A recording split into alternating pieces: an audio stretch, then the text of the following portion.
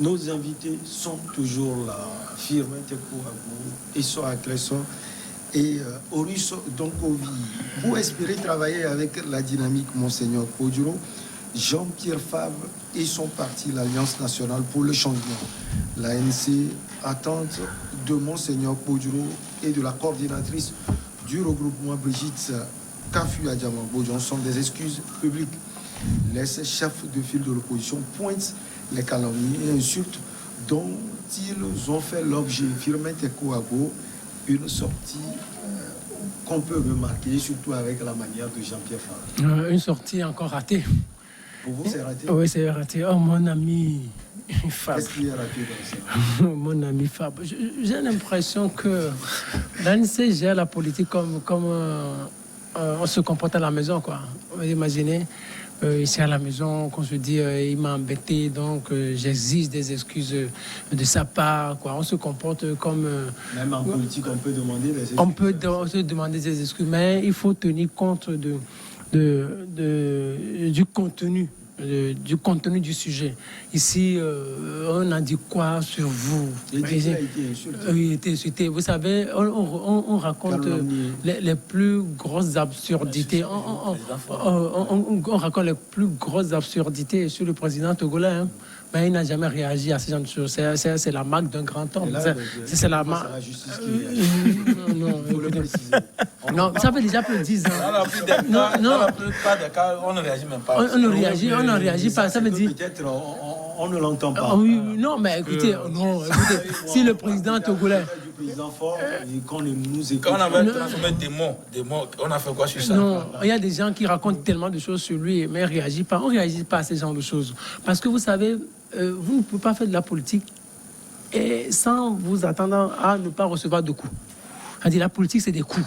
Vous devez vous attendre à ça. Ça, c'est obligatoire. La politique aussi, c'est une certaine hauteur d'esprit. Vous imaginez, vous rappelez un peu l'image très récente de Gbagbo Ouattara.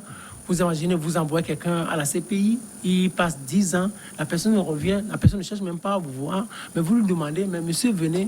Et Gbagbo aussi, par exemple, il sait que c'est Ouattara qui a détruit 10 années de sa vie. Il pouvait refuser. Mais là, accepté y aller, il disait Alassane, l'autre dit Laurent, mon jeune frère. Vous imaginez? Ça veut dire, on a dépassé ça. Gbagbo pouvait dire, j'exige des excuses publiques de Ouattara. Mais si le président Ouattara aussi dit que je n'ai pas d'excuses à lui. Oui, mais parce que j'ai gagné, il a refusé. Il a refusé, mais regardez, mais on a dépassé ça, quoi. Donc, vous imaginez, remontons 10 ans plus tôt, en 2011, est-ce qu'on pouvait avoir ces images-là? Ce qu'était la Côte d'Ivoire à l'époque, un pays d'atrocité, un pays d'affrontement. Et 10 ans après, et regardez, c'était pas évident. Ça veut dire, il y a eu un dépassement de soi, il y a eu une certaine maturité. Mais j'ai l'impression que, Jean-Pierre Fabre, il se comporte pas comme un homme d'État, quoi. Il se comporte comme chez lui à la maison, où il peut ordonner à sa bonne ou à son boy, fais-moi ci, fais-moi ça, comme si les choses étaient tellement faciles et acquises. C'était incompréhensible. Vous imaginez, Monseigneur Poduro a dit quoi de lui? Peut-être on dit quoi? Peut-être Monseigneur Poduro l'a diffamé, Adjamambo a dit quoi de lui? Non, eux qui ont été ensemble. S'il veut afficher une certaine hauteur d'esprit, il doit dire, ce sujet-là, il ne devrait même plus l'évoquer. Parce qu'on a fait la présidentielle. Tout ce qui a suivi, on a suivi. Maintenant, on parle de régional. On est le monde. Il a été honnête, il demande des excuses, il pouvait se taire comme vous l'avez dit. Non, écoutez, non, c'est dire. Gardez cela. Non, gardez. Je vous dis, on n'est pas à la maison, on se dit, on garde rancune contre X ou Y. C'est à la maison qu'on fait des choses comme ça. Aussi, on garde. Non. On va faire la démonstration tout à l'heure. Oui, bien sûr, si vous voulez évoluer, vous oubliez tout ça, vous dites, les amis. 2020, la page est tournée.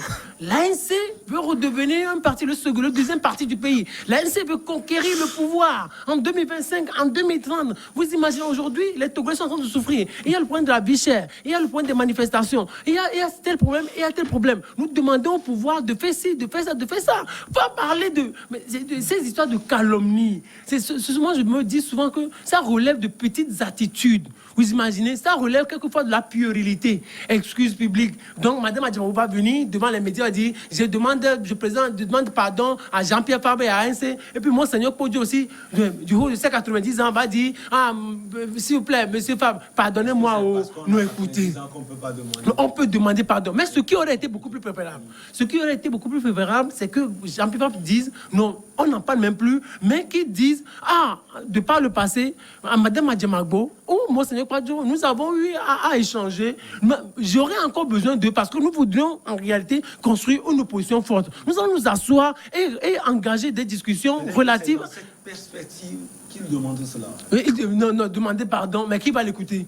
Moi, je me dis, si Adjamagbo et Monseigneur Kodjo rentrent dans ce jeu, c'est qu'eux aussi, ils se comporteront comme des enfants. Il faut que celui qui a offensé présente des excuses, demande pardon, reconnaisse ses fautes. Même avec Dieu, c'est comme ça.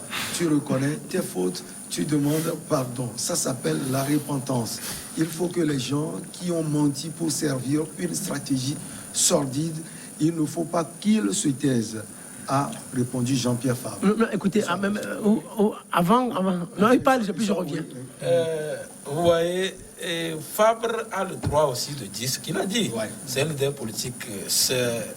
Il s'est senti frustré. Mais n'oublions pas aussi que Adjamagbo et Kodjo l'ont quand même investigué. Il y a aussi ça qui le fait mal. Maintenant, n'oublions pas également que Fabre a travaillé de main à main avec Adjamagbo. Donc c'est comme si ton ancienne compagnie ou camarade de roue qui te lâche, ça l'aurait peut-être frustré et concerné. N'oublions pas également que c'est Kodjo qui a fait que toute la population prend Fabre comme si le fautif de l'échec de l'opposition. Donc, Fabre devait demander autrement. Moi, je pense que c'est les mots et la manière qu'il a dit qui pêche un peu. Il pouvait dire qu'on l'a lessivé devant le public, comme il était le pionnier de l'échec. On a dit qu'il a négocié le poste de maire. Ouais, donc, même il y a ça aussi en politique. On peut quand même négocier. Vous voyez, les gens doivent comprendre aussi. Hein, la politique, ce sont des négociations même qui arrivent. Il se peut que vous êtes fort ici et je suis fort de l'autre côté, mais vous négociez. Ça n'a pas quelque chose de... On doit comprendre ça aussi. Il y a des négociations en politique. Même il y a que ce soit le CAR ou UTD, tous sont négociés. Seulement, c'est le discours qui sert à la population et après ils font ça que les gens ne comprennent pas. La population aussi doit comprendre que quand vous choisissez les gens pour être leader, qu'ils le fassent. Sauf que dans ce cas, moi je pense que Agboyome a émietté un peu ANC. Le poids qu'on connaît à ANC, ce n'est pas le cas. Même s'ils ont 4%, ANC demeure jusqu'à présent le deuxième parce que Dynamique Kodjo n'est pas un parti politique. Donc, d'une manière ou d'une autre, et si on demande le quota par rapport au parti politique, ANC encore, mais ce qu'ANC se dit, puis c'est ce que les gens leur disent, ils se disent encore qu'ils ont une carte à jouer et qu'on devait les considérer comme ils avaient fait. Et c'est aussi fuir leur assemblée. Ils ne veulent pas aussi accepter l'échec des élections présidentielles. D'ailleurs, il dit c'est trop facile parce que les gens ont cru en cela. Peut-être qu'il est en train de mesurer. Monseigneur Kodjo avait dit que c'est le Saint-Esprit qui a dit de choisir Agboyome et que Fabre serait le bémol ou bien la mauvaise graine ou l'ivraie. Donc, si c'est qu'on avait gagné, donc Fabre se base sur ça pour dire que Monseigneur pouvait trouver d'autres mots pour dire ça, mais le fait que c'est le Saint-Esprit, quand le Saint-Esprit choisit quelqu'un, l'autre côté, la personne est le diable. Donc, Fabre a été vilipendé comme le diable pour ces élections. Donc, c'est ce qu'ils réclament. Mais ils devaient le faire plutôt au nom de l'ALC. Qu'on n'a qu'à essayer de policer ce qui s'est passé autour de l'ALC. Bon, c'est ce qu'il disait, mais il a le droit quand même de le dire, de le demander. Ce n'est pas un péché, ce n'est pas, un crime. Non, il a le droit de le faire aussi. Alors, de main tendue. Jean-Pierre Fabre dit qu'il n'a pas reçu de main tendue, mais juste avant cette main tendue, il faut des excuses. Alors, comment dirais-je, il y a quelque chose qui est sociétal. On le trouve dans beaucoup de secteurs, que ce soit au Togo, en Afrique et tout.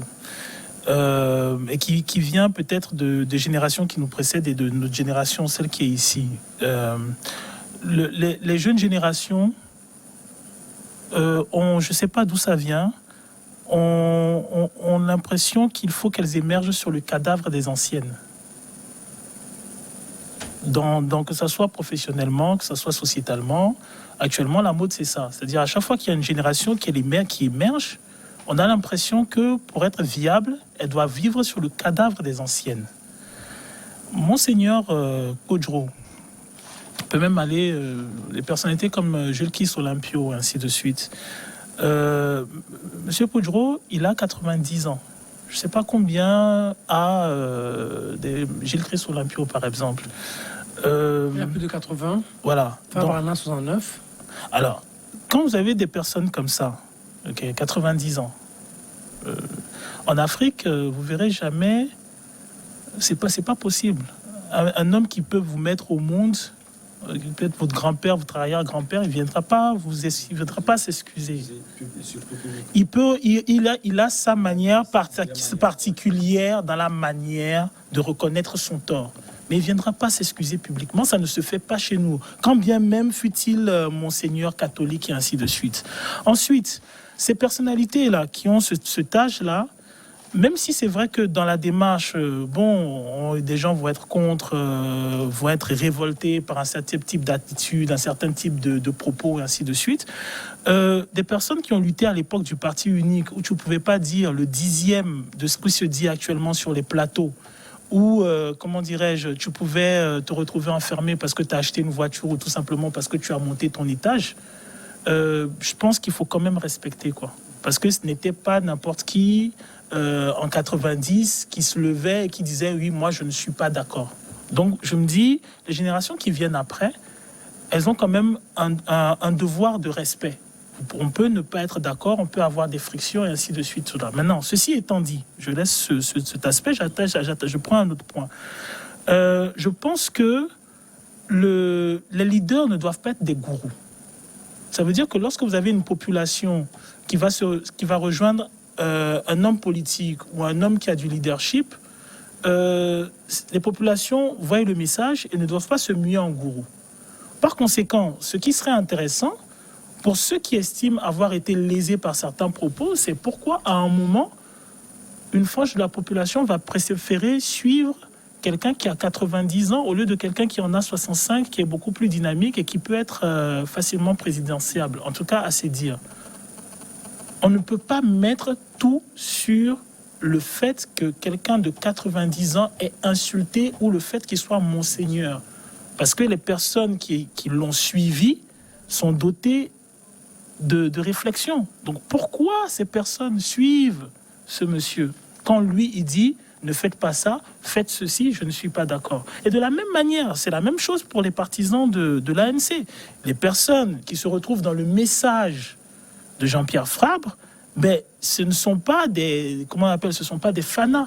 Ce sont des gens qui se retrouvent par la réflexion dans ce qui est exposé par M. Fabre. Donc, à un moment, si vous êtes leader politique, que vous avez un électorat qui vous est fidèle, et que, à un moment, pour une raison ou pour une autre, cet électorat vous quitte, est scindé et se retrouve derrière quelqu'un d'autre, je pense que la première des démarches, c'est se demander, mais pourquoi cet électorat me quitte?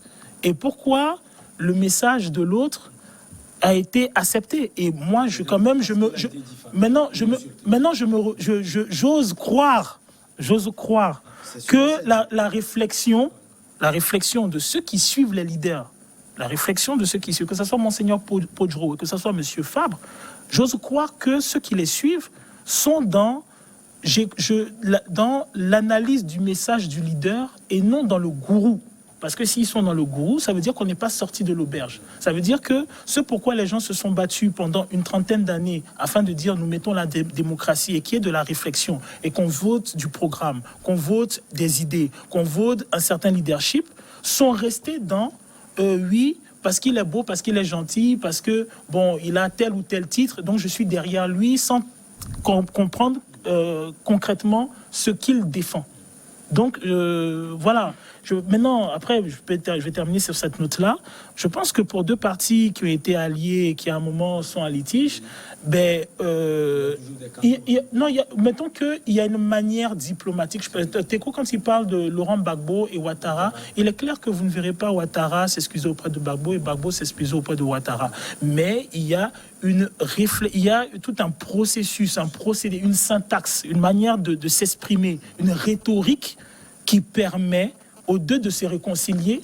Et quand les deux se réconcilient, attention, lorsqu'on montre les images de Gbagbo et de Ouattara, cela ne signifie pas qu'ils s'entendent sur tous les points, ou qu'ils les partagent, ou qu'ils vont faire un parti ensemble. Les images ont un effet sur la base quand même. Mais les images ont un effet sur la base. Donc par conséquent, on revient toujours au même problème que je pense que beaucoup de collègues ont énoncé sur ce plateau à fur et à mesure des émissions, c'est...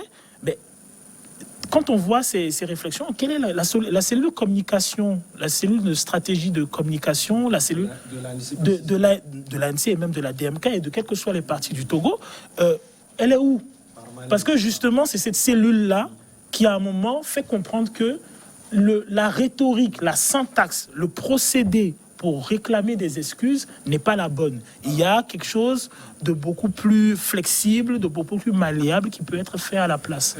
Visiblement, les différences sont profondes. Quand le leader de l'ANC dit il va pratiquement à Bruxelles un an après m'avoir insulté, et il va à l'église, il parle toujours de moi, Jean-Pierre Fabre, c'est trop.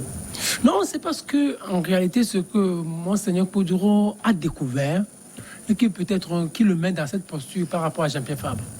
On ne sait pas entre les deux qui dit la vérité. Donc, peut-être il y a quelqu'un qui accuse, l'autre essaie de se laver publiquement, mais on ne connaît pas en réalité le fond de l'affaire. Le fond de l'affaire. Quand Monseigneur Koujouro dit, mais ce qu'il a découvert, c'était horrible à l'époque, quand il a... Si vous suivez un peu les propos de Monseigneur Koujouro, moi, entre-temps, j'avais dit qu'en réalité, celui qui a beaucoup plus divisé la C14, c'est Monseigneur Koujouro. En réalité, quand il est apparu sur la scène C14, on a vu ce que ça a donné aujourd'hui. Même aujourd'hui, cette manière, cette posture qu'adopte Jean-Pierre Fabre, ça relève peut-être d'une certaine priorité. On peut dépasser ça. Il faut un dépassement de soi. Vous savez, moi, je ne sais pas si... Pourquoi la prophétie ne s'est pas réalisée? lui aussi, il avait promis une victoire au Togolais, non? Lui aussi, Jean-Pierre Fabre aussi a promis une victoire au Togolais. Mais je ne sais pas si cette promesse s'est réalisée. Moi, je me demande si Jean-Pierre Fabre arrive à suivre des matchs de football souvent. C'est-à-dire, vous savez, quand vous suivez les matchs, ce qu'on regarde des matchs, ce n'est pas le nombre de buts que vous avez ratés, hein, mais c'est le but qui a été marqué. Si Jean-Pierre Fabre... Oui, ce n'est pas... c'est ça, en fait. Non, si Jean-Pierre Fabre peut se rappeler un peu le match Togo-Ghana, Burkina Faso, 98, ce qu'on garde de ce match, c'est que le Togo a gagné par 2-1. Vous imaginez, on ne peut plus se rappeler des occasions ratées, d'Abedi Pelé, tout ça. Non, mais ce que l'histoire a gardé, c'est la victoire du Togo par 2-1. Alors, qu'est-ce que je veux essayer de démontrer? Mais les élections sont passées. Le score que la CENI a attribué à Jean-Pierre Fabre, c'est quoi? C'est combien? 4%. C'est ce que l'histoire retient et c'est ce que l'histoire retiendra toujours. Jean-Pierre Fabre peut faire toute tractations devant la presse, peut dire tout ce qu'il lui passe par la tête. Il a eu 4%. C'est fini. Il peut se défendre, il peut dire tout. Du moment où il n'apporte pas les résultats contraires, ou même s'il apporte, mais les institutions légalement constituées, on dit que... Selon lui, il pèse plus que ça, c'est parce qu'on l'a diffamé à un moment donné qu'il a perdu les plus. Donc ça veut dire, il accepte les 4%. Ça veut dire, il accepte... Non, voilà, c'est que si vous... Il n'a pas fait de recours contre les 4%. Il n'a pas fait... Non, il n'a pas fait de recours contre les 4%. Mais après plus d'un an du scrutin, après plus d'un an du scrutin, il veut chercher à défendre quoi encore? Il a perdu. Jean-Pierre Fabre, sur la scène politique togolaise aujourd'hui, vaut 4%. Vous imaginez, en 2010, je ne sais pas ce qu'il valait. À l'époque, en 2010, c'était le frac. Ça veut dire Jean-Pierre Fabre seul ne s'est jamais positionné à une élection. La première fois, c'était en 2020. Son poids réel. Maintenant, Jean-Pierre Fabre, on comprend que Jean-Pierre Fabre, en réalité, ne vaut que 4%. Parce qu'en 2010, c'était le frac. Donc, c'était différents partis qui ont voté pour lui, pour l'UFC. En 2015, c'était le CAP. Donc, ce n'était pas l'ANC, il y a l'ANC, un parti d'Amazigbo et d'autres partis. Donc, il n'y a jamais eu Jean-Pierre Fabre seul. En 2010 et en 2015. Mais en 2020, Jean-Pierre Fabre seul s'est positionné devant les électeurs et ils lui ont donné 4%. Donc, Jean-Pierre Fabre comprend finalement qu'en réalité, donc, il a beaucoup bénéficié du mythe de Giclis Olympio, il a bénéficié du travail de plusieurs partis politiques et que lui-même, en réalité, devant l'histoire et devant Dieu, il vaut 4%. Alors, mais qu'ils le comprennent et puis qu'ils l'acceptent, qu'ils reconnaissent que les Adjamagbo ont fait de lui ce qu'il a été en 2015. Qu'ils reconnaissent que les Adjamagbo ont fait voter pour lui. Qu'ils reconnaissent que les Adjamagbo lui ont apporté, lui ont beaucoup apporté sur la scène politique. Alors, mais qu'ils oublient cette histoire. Mais quand les Adjamagbo se sont départis de lui, maintenant il s'est retrouvé avec 4%. Mais il doit l'intégrer. Il doit l'intégrer. Maintenant, mais écoutez, quand il parle de négociation, quand Fabre parle de négociation, mes chers, vous imaginez, en politique, tout est négociable. Tous les postes, que ce soit présidence, que ce soit mairie, tous les postes sont négociables. Mais on ne sait pas. Il a été élu maire. Lui dit. Il n'a pas négocié. Non, moi, je ne sais pas s'il a négocié ou pas. Mais il n'a pas été élu au premier tour. C'est-à-dire, il n'a pas eu la majorité. Les conseils municipaux de ANC seul ne suffisaient pas pour qu'il soit. Oui, les conseils municipaux. Les conseils municipaux de ANC ne faisaient pas de lui maire. C'est après leur conseil municipal. On ne sait pas ce qui s'est passé dans la salle. Donc, il dit qu'il n'a pas négocié. On ne sait pas s'il a négocié ou pas. Mais qu'il sache, c'est ce que je dis. Ce comportement et ces réactions relèvent d'une certaine, je sais pas, immaturité politique. Parce que tout est négociable dans cette vie en politique. Même, écoutez, pour conclure, même le diable est allé négocier la destruction de Job chez Dieu. Je ne sais pas si vous avez lu l'histoire. Allez lire Job chapitre 1. Puisqu'il a parlé de Dieu, de repentance. C'est parce que lui, il est à l'aise. Oui. Donc Job est allé, le diable, Satan, est allé négocier la destruction de Job chez Dieu. Donc tout est négociable dans cette vie. On ne sait pas si lui a négocié sa mairie. Mais quand il parle comme ça, c'est comme il veut être tellement blanc. En politique, il n'y a pas de blanc, il n'y a pas de saint. Le jour, celui qui fait de la politique et qui veut être blanc, qui ne pense jamais faire de la politique. Parce que la politique, c'est un milieu qui salit. Et ça, lui, il a parlé. Maintenant, Madame Johnson aussi peut parler, Monseigneur Kodjo peut parler. Non, en fait... Mais au final, ce qu'on retient, c'est qu'il parle de main tendue. Il dit qu'il attend la main tendue, mais avant cette main tendue de la DMK, il faut quand même des excuses. D'abord, nous, on n'a pas encore vu la main tendue officiellement comme ça. Sauf que par le passé... Il attend la main tendue ou il tend la main? Non, il attend la main tendue de la... non, c'est parce qu'il a attendu des échos sur la main tendue qu'il en parle. Voilà. Maintenant, par le passé, quand un certain nombre de partis politiques doivent se réunir, ils annoncent ça sur les médias, qu'on veut faire que... Certainement apparemment, il était face à la presse. Non, vous voyez, oui, certainement que l'opposition a vu qu'il ne pèse pas, les régionales là, si l'UNI même ne fait pas faveur à l'opposition, c'est débat parce que ceux qui pèsent dans l'opposition sont déjà des conseils municipaux. C'est pas ils vont déposer quoi. L'UNIR a fait tout pour maintenant les tenants de l'UNIR vont se déposer pour des gouverneurs. Donc c'est ça la vraie crainte. Et en plus, c'est que Fabre a mal digéré l'échec de 2018. 2020. Non, je parle de les législatives de 2018. En fait, tout commence là-bas. Toute la débâcle de l'opposition de Fabre commence là-bas. C'est à partir de là, les 27 députés ne sont plus quoi. C'est là où donc, ils ont mal digéré. C'est à partir de là où la scission entre eux, tout ça commençait là-bas. Donc, je pense qu'il n'a pas encore digéré tout ça là et qu'on lui laisse la chance de dire ce qu'il veut. Maintenant, le propos sur lequel je voulais revenir, qu'il le fasse avec modestie et comment dire, dans l'art pour qu'on comprenne. Maintenant, je pense que je devais revenir sur quelque chose que Olus a dit aussi. On a encore 5 minutes. Oui, quand Olus parlait on ne doit pas fonder la nouvelle génération sur le cadre. En fait, c'est pas ça. Mais l'ancienne génération aussi ne doit pas piétiner la nouvelle génération dans ce genre de choses. Actuellement, c'est qu'est-ce qu'ils disent il faut que la jeunesse ait la relève de demain. Non, actuellement, il doit être comment dire, je ne sais pas comment il faut le dire, passation de service. Maintenant, c'est la relève, c'est collaboration avec la génération. Moi, je suis sûr qu'il y a quelque chose qui s'est passé en 90 que nous ignorons en fin de compte. Parce que, vous voyez, c'est entre eux le problème secret. Donc, moi, je pense qu'il faudrait maintenant passer la main à la jeune génération et être des conseils dans la main. C'est ce qu'eux, ils ne veulent pas. Donc, c'est pour dire que là où nous sommes, moi, je suis sûr que même les 4% de Japé Fabre, c'est énorme. Quand vous voyez le nombre de populations, en chiffres, combien de personnes, si nous sommes 8 millions, qu'on fait 4% de 8 millions, en fait, ça voudrait dire qu'il y a au moins quelqu'un qui est derrière lui et que c'est conséquent. Donc, que Firmin ne le ridiculise pas en tant que cela. Mais ça, non, je ne le ridiculise pas. Moi, je fais juste une analyse. C'est que c'est de 30, on revient à 4%, c'est peut-être là-bas.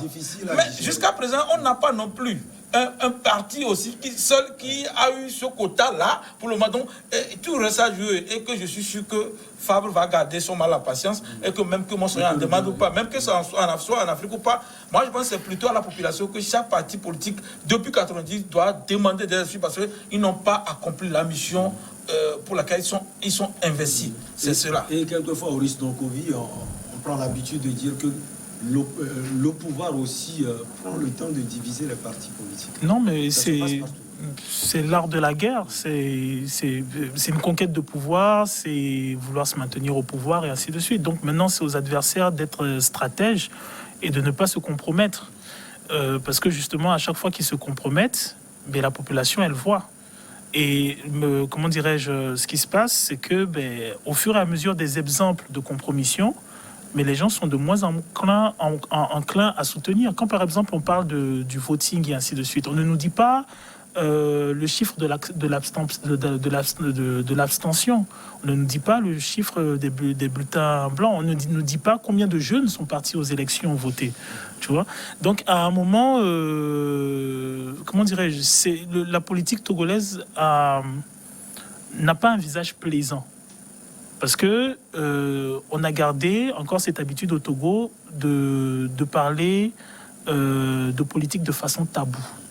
Maintenant, quand je parle par exemple de cette génération qui émerge sur le cadavre des anciens, et que je parle de tous les domaines d'activité, c'est que Monseigneur Poudreau, c'est 90 ans. Je ne dis pas qu'il est sénile ou je ne dis pas qu'il n'a pas de connaissances à transmettre. Je dis qu'il a 90 ans. Gilles-Christ Olympio, on parle de 80. C'est-à-dire, voilà, c'est-à-dire ces personnes-là, elles ont mené un combat.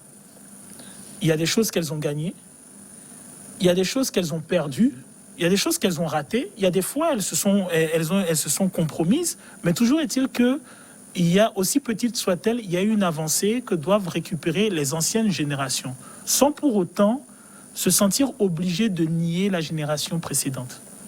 Ils ont fait, si vous êtes dans une famille, vous aurez toujours quelque chose où vous direz peut-être oui, mais si papa avait fait ça, si maman avait fait ça. Mais vous pouvez reprocher à cette génération jusqu'à un moment. Il y a un moment où on vous dira, mais oui, ok, papa n'a pas fait ça, maman n'a pas fait ça. Ben, vous êtes grand, mais faites. Et donc, à un moment, les leaders politiques qui sont actuels, ceux qui émergent, ceux qui prétendent reprendre le flambeau, ben, je pense qu'il y a des débats, ils doivent pas, parce que après, lorsque l'on dit Monseigneur Poudreau, oui, c'est vrai, c'est une personnalité, il a mis des investives et tout ça, mais beaucoup de choses ont fonctionné parce que de l'autre côté, il y avait de la répartie. Et cette répartie, ben, elle a amené du cachet à ce que cette personnalité disait. Donc, à un moment, je pense que, voilà, il y a des personnes qui ont un certain âge. Je pense qu'on leur doit... Je vais vous donner une anecdote. Je vais terminer sur cette anecdote. Beaucoup de gens ne savent pas que Mao Tse-tung, qui est respecté en Chine, à la fin de sa vie, était sénile. Mao Tse-tung est décédé sénile au bras de sa 4e maîtresse qui avait à peine la vingtaine ou la trentaine. Beaucoup de gens ne le savent pas. Il a fait ce qu'il pouvait faire pour la Chine, il l'a fait. Mais à un moment de sa vie, c'était quelqu'un qui était épuisé par le combat et tout ça. Et donc, à un moment, je pense que ces anciens-là, ils ont des choses à apporter, il y a des choses à écouter, il y a des choses dans lesquelles on peut rentrer. Et puis, il y a des choses, je ne sais pas. Moi, je ne comprends pas pourquoi là où on doit peut-être débattre, je ne sais pas moi, des choses peut-être de l'Assemblée, on va débattre sur des excuses. Moi, j'ai du mal avec ça. Oui, en 30 secondes, moi, je dis simplement que si vous voyez Madame Adjamagbo, vous voyez Jean-Pierre Fabre, remontons en 91, vous les retrouverez. Ça veut dire qu'ils ont déjà passé 30 ans de vie démocratique. Ils se sont battus pour ce pays. On le leur reconnaît.